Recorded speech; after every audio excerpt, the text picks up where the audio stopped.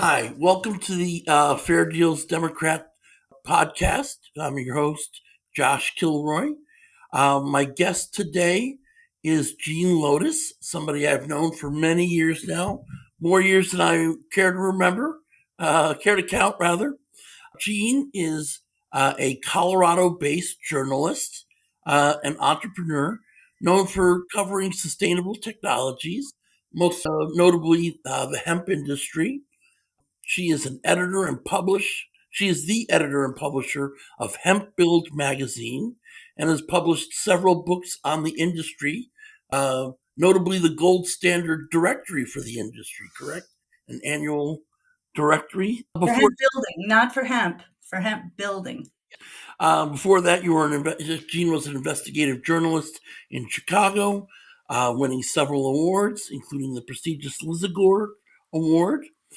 In the 1990s, Jean published a zine for people who lived without television called White Dot, and she and her friend David Burke co-wrote a book called Get a Life, the Little Red Book of the White Dot Anti-Television Movement, published in 1997. There we go. I was just about to pull up my copy as well. And so this conversation, just the programming, will be in two parts. The first part will focus on the hemp building industry, and the second part, which will be published several days later, will focus on her anti-television activism, which is an important precursor to the anti-screen movement that is going on today. So with that, thank you, Jean, for joining me. I'm delighted to be here. Thanks for asking me, Josh. So the whole hemp issue has long interested me. I first came across a hemp activist in 2000 when I was working for Ralph Nader. So we attracted some of the fringe elements, and this very nice woman was a hemp activist, and that was she had a little store where she sold lotions and clothing and all of this. Surfboards. Yeah, you can make anything out of hemp, right? You can make any, yes. And so at the time, their big push was legalizing production. So let me start by asking how you got started covering the hemp build movement, and then we'll situate that in the broader picture of hemp and how it's perceived. That's great. Well, the pandemic had a lot to do with it. Okay. I was a journalist for UPI, United Press International, and I had a really great beat enterprise work in the American West, and basically covering the entire American West and also drugs, legal and illegal. So here I am based in Colorado, so that was perfect for me, the first state that ever lifted prohibition on marijuana. But I'm also very interested, having grown up here, about, in the sort of how prohibition changes things and how prohibition economies change things. And that definitely happened with hemp. So here I am, like, booming along in this really great job for UPI. And the pandemic hit, and they cut my hours by 80%. And then they hired me back after a couple months, and they said, well, we're not doing original journalism anymore. We're only doing aggregation. And we need you to write 9 stories a day, aggregating other people's stuff. And we need you to start at 4 a.m. And we're cutting your salary to $4.50 an hour. And then I said, I got to get out of here. So I sort of went back and thought about, like, what have I written about that's kind of been interesting to me? And Colorado was one of the first states that, in 2014, in the Farm Bill, industrial hemp was legalized, which is a crop that has 0.3% THC by dry weight. This is the official description of it. Also, In 2014, during the Obama administration, it was legalized, but it could only be grown under university uh, auspices. So then in 2018, during the Trump administration, it was just totally decriminalized. However, that's also when people started getting into CBD and figuring out how to make cannabinoids out of hemp by getting that 0.3% of THC and then doing various chemical maneuvers to create intoxicating substances that then were called hemp, which is where we are today, unfortunately.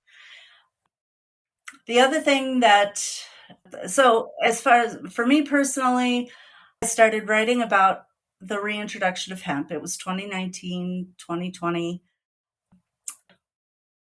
Was really interested in it, but what I really was not interested in it was all the wellness business. I mean, it was just too much garbage.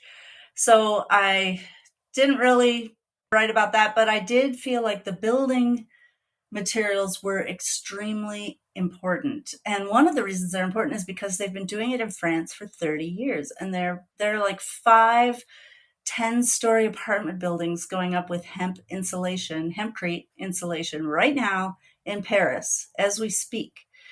And here in the US, people were making, a doghouse or a shed. And they were importing all this hempcrete from France, all the ingredients for the hempcrete from France. I figured that eventually we're going to be able to just use the same technology that they're using and create a building material that is actually extremely low carbon because it's half plant matter. And the particular great thing about hemp with regard to carbon is it actually absorbs more carbon than it physically weighs. And that's because it grows so quickly. It has pockets in it and it shoots up, 6 feet in 90 days. You can do with wood, you could kind of do with hemp, especially any kind of compressed product, or in this case, hempcrete. So anyway, that was the most interesting part of it. And so when I was facing this just nightmare life of waking up at 4 a.m. and writing 9 stories a day, I said, just try this other thing. And I actually wrote for a local newsletter here called Let's Talk Hemp, which actually just went out of business, run by the NOCO Hemp Expo. And I covered all kinds of hemp stuff, hemp alcohol, hemp blah, blah, blah. And then I just decided to only write about building materials. And the truth is that when I started in 2019, because hemp had just been legalized, there were all kinds of hemp magazines and websites and stuff, but nobody was doing the building materials, which I thought was the most interesting. Uh, how big is the hemp building industry today? Well, let me just show you my book.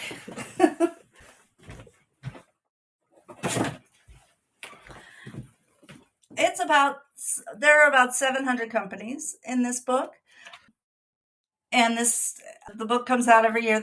I'm working on my 5th one. Most of the companies are in Europe. France has quite a few of them, obviously. The US has probably between 150 and 200 companies. Some are very successful, or not very, some are much more successful than others. Nobody's very successful. But what's happening is a lot of architects, well, what was happening was the IRA, right? And when that was pulled, when we had a regime change, So just to the money, clarify, that's the Inflation Reduction Inflation Act. Reduction Act, which had tons of funding for all kinds of. We had the Climate Smart Commodities Grant from the USDA. That was $2 billion. And hemp, there were a bunch of hemp companies and farmers that got involved with that. There was hemp being used for what's called phytoremediation, which is what they used for after Chernobyl in Ukraine. Turns out that the marijuana plant, the cannabis sativa plant, hemp sucks up pollutants out of the ground. And so they used that after Chernobyl to basically try to mitigate the radiation in the soil. And they're using it actually now to mitigate PFAS contamination from the crazy people that put biosolid waste on farms and then spread PFAS poisoning like throughout. So, so it's a growing industry, though.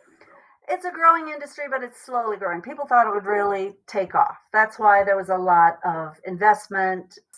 There was a lot of cannabis money floating around that needed a place to go and blah, blah, blah. But it turns out that hemp, when used for building materials, is really boring. Look at this. This is a chunk of hempcrete.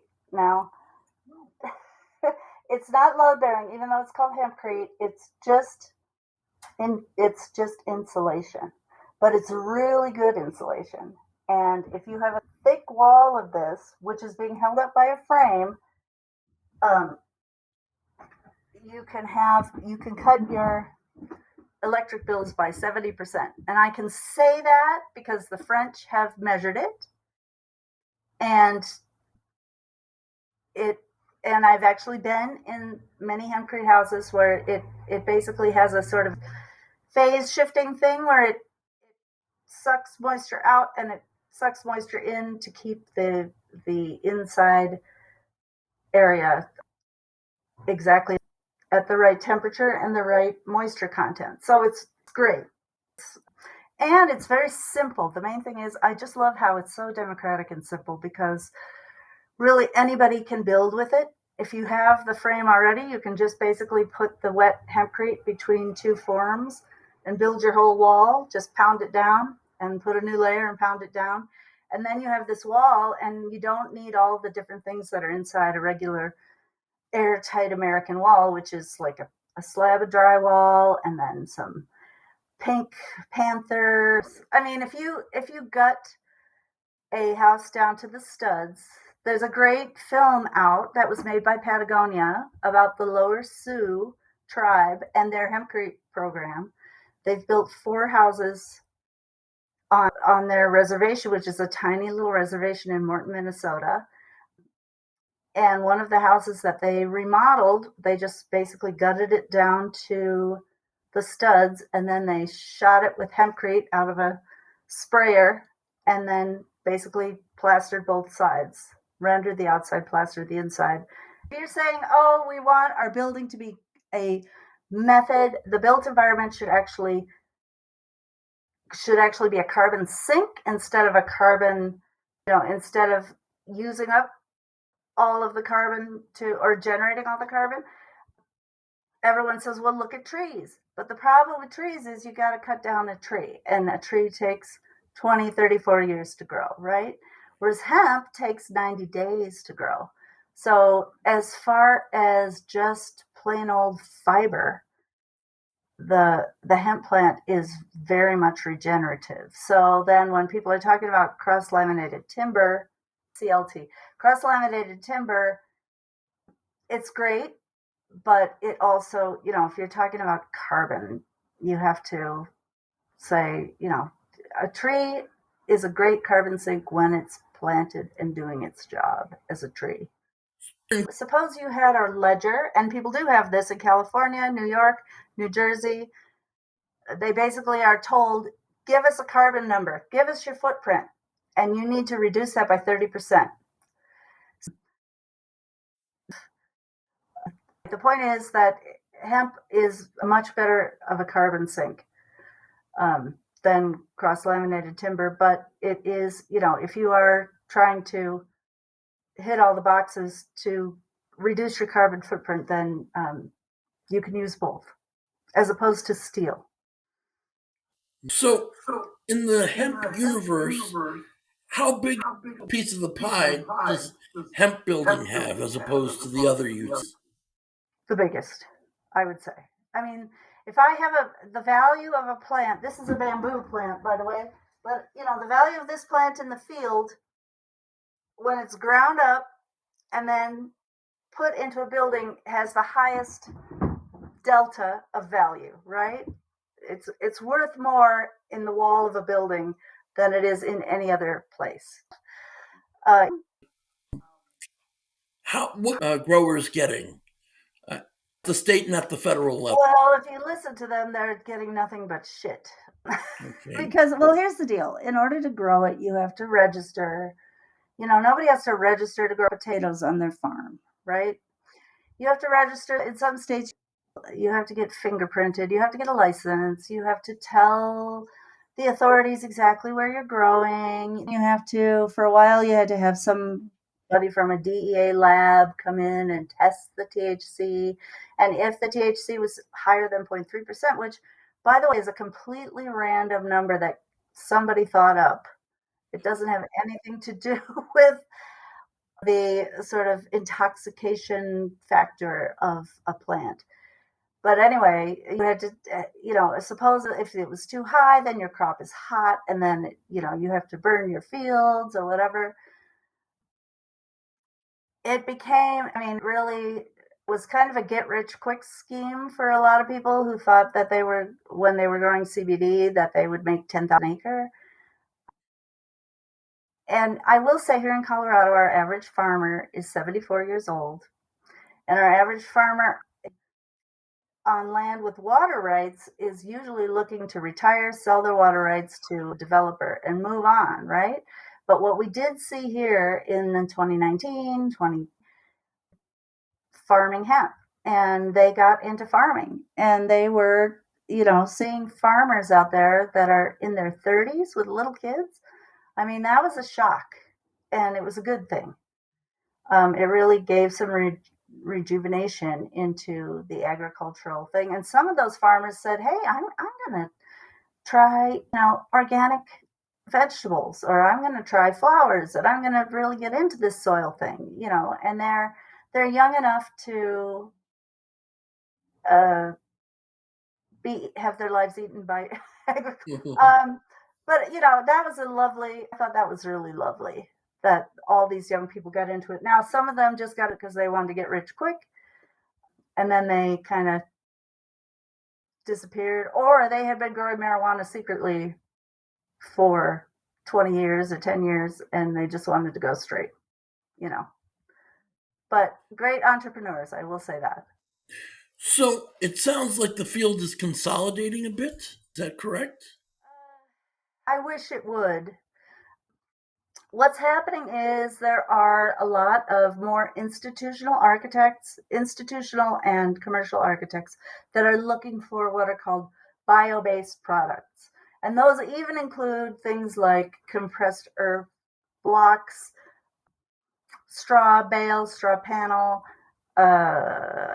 cob, cob, adobe, compressed earth blocks. That's all kind of the same thing, made of dirt, right? And then other plant materials like eel grass and stuff. So these fancy architects are really starting to look at these products and basically looking for a one-to-one replacement. Like, for example, there is a hemp insulation bat that's for sale. There are several companies now that make it. And that is just a one-to-one replacement. If you're doing a traditional wall in a house, you can just put those in instead of the fiberglass or the rock wool. And it turns out the EPA did a whole sort of investigation of greenhouse gases caused by building materials. And that rock wool insulation causes 30% of the greenhouse gas, like the ozone destroying greenhouse gases in a house before you even walk in the front door. Like your house, just making that material, it has destroyed 30% of the greenhouse gas of the whole house, or 30% of the ozone layer. So people are really looking at that. And of course, they were looking at it more when they thought they could get some kind of, that when there were grants, there was almost $100 million in hemp related grants that disappeared when the IRA provisions were zeroed out. Now, some of that has come back, some of it will not come back. The Lower Sioux, whom I spoke of earlier, they got $5 million to do 30 houses and set up an entire sort of system to renovate houses with hempcrete. And they their grant was taken away, and then it was, was given back. So, and Senator Amy Klobuchar actually was just there. She's a high-ranking official on the Ag Committee, on the U.S. Ag Committee, and she got a $500,000 back for growing industrial hemp in Minnesota. So good for them. Right.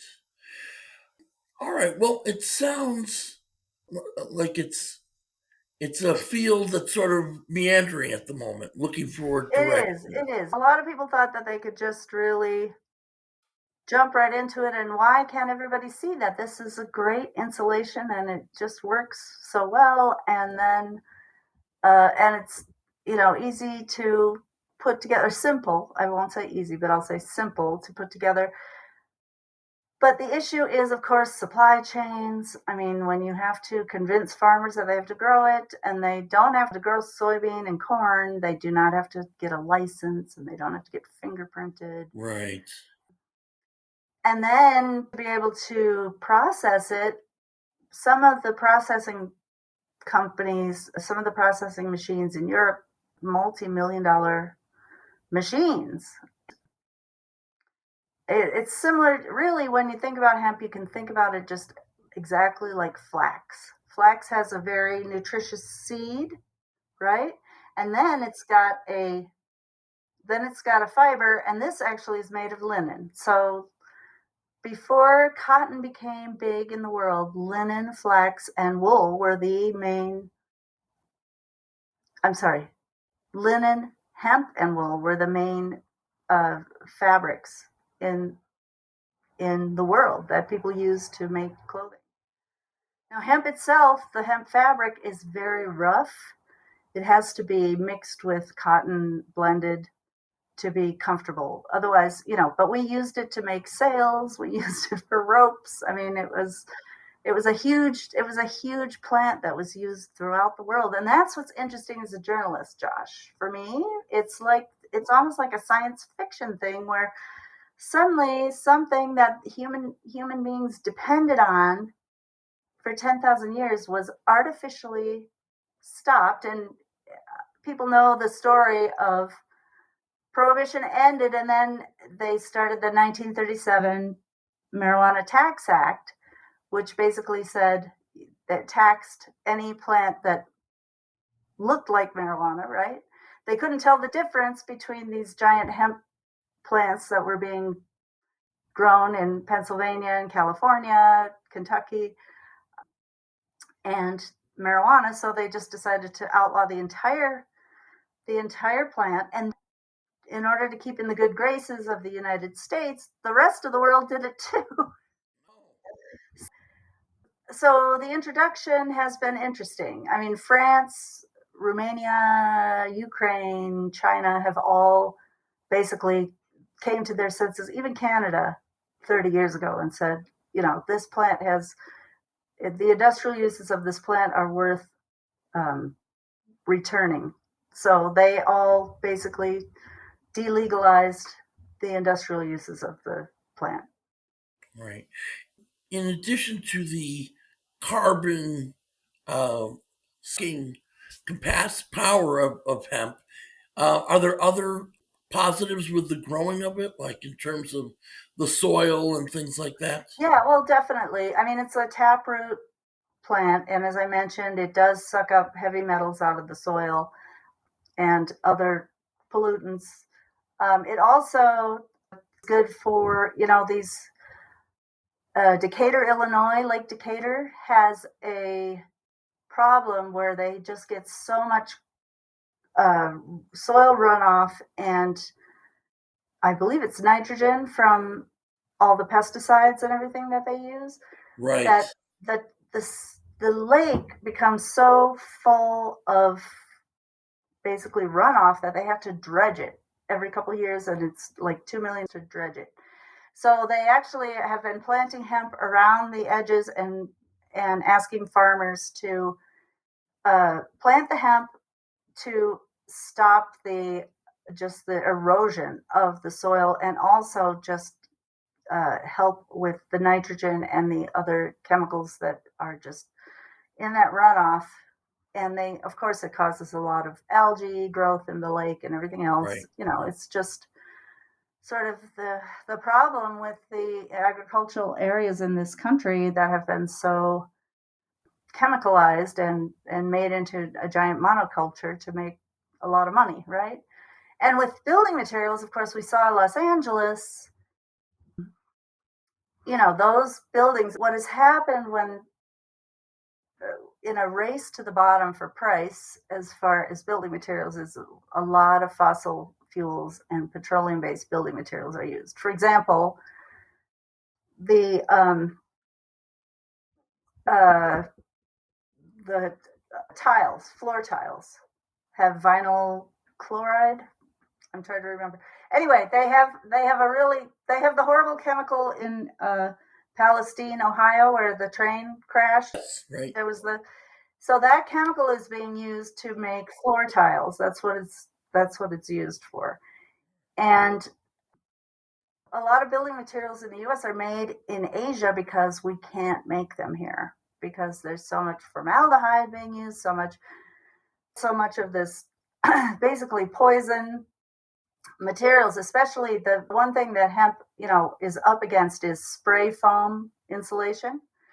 Now, we don't even know how well that works over time because it's a relatively new thing. We don't know how it's going to work, how it's going to be in 30 years, but we do know that when it catches on fire, it is the most toxic crap that you can imagine, right? And when plastic siding catches on fire, or when, all of the plastic things in a house that are used for building materials catch on fire, they become absolutely toxic. And these poor folks in Los Angeles, their home, the place where their home was, they want to rebuild, but they have to get basically an EPA brown site cleanup where in the hole where their house was. And I don't know So if you read these the New York Times article. They're having trouble finding landfills for the debris. Exactly. So yeah, again, that's it is just, so what makes you think that living with that is good for you? And there are other poisons like phthalates. There are poisons like these. 3M is being sued for the PFAS stuff, but they put that on couches and everything as a stain repellent. Well, it turns out it just flakes off and gets into your body, and it interferes with endocrine. It's an endocrine disruptor. It interferes with your reproductive system. I will say Parsons New School has this wonderful healthy materials lab where they basically are training architects to use materials that do not off gas and do not, create these. If you have toddlers crawling around, if you have old vinyl tiles that, the more you walk on, the more little microparticles just sort of slough off of them. And then who gets that? The kids, they're crawling around on it. So it's really, the issue is, of course, that construction is always trying to do the cheapest possible thing. The hemp industry is saying, if we can get this down, if we can get this popular enough, we can actually beat the petroleum-based construction materials at their own game, because hempcrete is just it's water, lime binder, and plant material.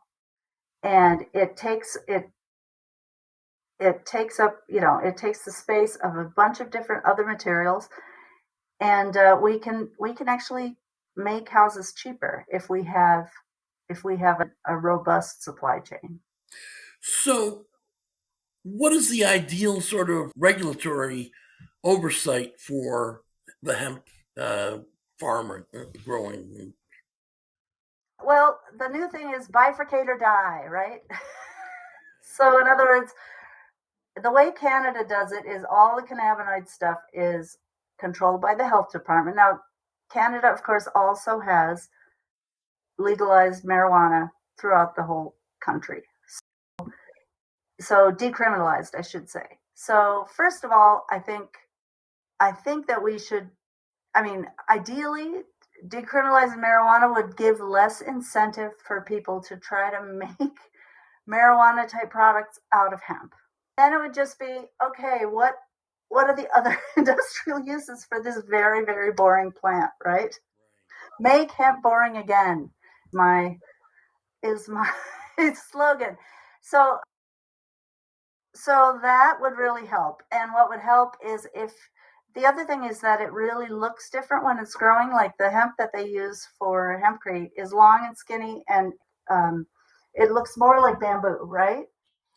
Tall, and the hemp that they use for marijuana looks like a little Christmas tree kind of thing. So you can really see it from the road that it's not marijuana, right?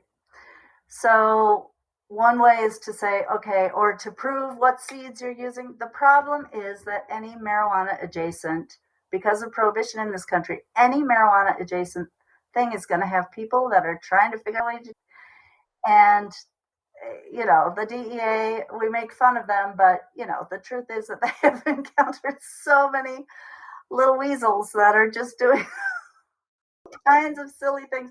I just interviewed this guy in Great Britain who's been doing um, hemp buildings for like 20 years. The company's called Green Core Homes. His name is Ian Pritchett, and he was part of this what's called the lime revival in Great Britain.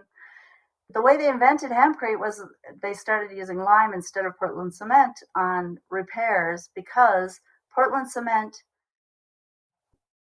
it basically, in the freeze thaw cycle, it cracks slightly.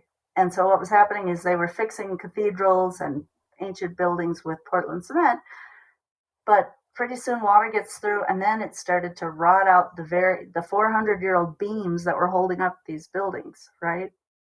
So they realized it's the Portland cement. So they went back to the old way, which is Roman concrete, which is lime based. So he started doing lime, then he started doing hempcrete. But anyway, his great line, Ian Pritchett, was, it's not helpful to get involved with marijuana when talking about hemp, Right. hemp building materials, because we're interested in this for its high value and high performance. Anyway, so not helpful is how we have to describe it. Right. Is there a signature building that represents what hempcrete can? I mean, like that you can the an avatar. Well, SOM, Skidmore, Owens and Merrill, rolled out a design for a building called the Urban Sequoia. And they initially rolled it out for a COP 36, and then they rolled it out again for COP 37. But it was a building that basically absorbed as much carbon as it emitted or as it embodied, as it was built in. And the secret to that building was hempcrete. In France, as I mentioned, there are multiple multi-story buildings. Here are two of them. You can see. Okay. So these are just regular old apartment buildings, and they are insulated with hempcrete. There are quite a few of those. Here's another one. I think this might be a rendering, but this building is being built right now. So yeah, in the United States, there's a really cool place in Newton. No, anyway, it's a suburb of Boston, and they took an old. It was like an old, some kind of toxic dump, and they basically did environmental cleanup of it, and now they are building these units. This is a picture of them as they're being built, but they're 12 units. They're duplexes, but this is a tip up hempcrete. So they basically sprayed, just as you're driving along the highway and you see, oh God, they're making a warehouse and they just are tipping up. They have these cranes and they're tipping up these giant slabs of concrete. You can do that with hempcrete. So there are more possibilities, and this company has done it, but they're the only ones, and they're real. They're on the cutting edge at this point. So mostly it's been for single family homes. There's a giant home in Rochester, Minnesota that is being built by two doctors from the Mayo Clinic, and they have built, it's like this 5,000 square foot house. And there's another 6,000 square foot house on Cape Cod that was built of hempcrete. So it's happening, kind of. But really, if we want, again, a building environment that is a carbon sink and, helps the environment instead of poisoning the environment, construction's never going to go away, right? So let's figure out a way to make it more uh, ecological. And if we want that, we really cannot have just millionaires building special little hempcrete houses. It would be great if Snoop Dogg hempcrete house, it would everybody one, but millionaires building hempcrete houses is not going to get us to the point where it's just a boring materials choice that we make because we can and because the supplies are there and it's economically available and it's on par. That's what we want. We want it to be boring. Right. Well, I don't think Snoop Dogg is the path to making it boring. No, no, it isn't. But it would be awesome. Or even Martha Stewart, she has a CBD line. Well, Jean, thank you for joining us to talk about this. It's a fascinating issue. Marijuana continues to be a conflating distraction in this conversation. But again, thank you. This has been very informative. Thank you. Excited to be here. Um,